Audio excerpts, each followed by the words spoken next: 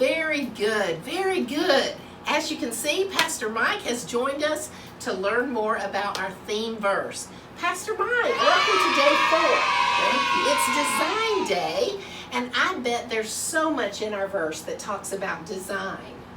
Well, Penelope, design is an interesting thing when we talk about God creating the heavens and the earth. It doesn't really tell us how he did it. It gets to that a little bit later on in the passage, but it does say that he created everything. Have a plane there. I do. We've been playing with it all morning. Where do you think that plane came from? Well, I think it came from a factory. And some sticker factories, because it's got stickers, and this even opens. Yeah. So the toy company. So do you think that all just put itself together, or did somebody put that together? Oh, I think probably people and maybe a few robots put this together.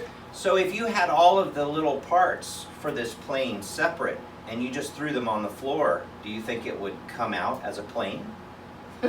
I don't think so, Pastor Mike. I think that would just make a mess on the floor. I think you're right. And that's the same way with creation. With everything that we see around us, with the trees and the birds, and even how our bodies are put together, the thought that we just happened this way from all the pieces, parts, just coming out together is kind of crazy, don't you think? That does sound crazy. Yeah, so again, our verse today, our theme verse that we have, speaks about this, that in the beginning, God created the heavens and the earth. They didn't just happen from a bunch of gases and rocks and different things that were floating around out there. God put them together in a special way so that we could enjoy them. Well, this verse certainly does tell us who created, and that it was created by a person, by God. Maybe we should say it together. Absolutely. In the beginning, God created the heavens and the earth. Genesis 1:1.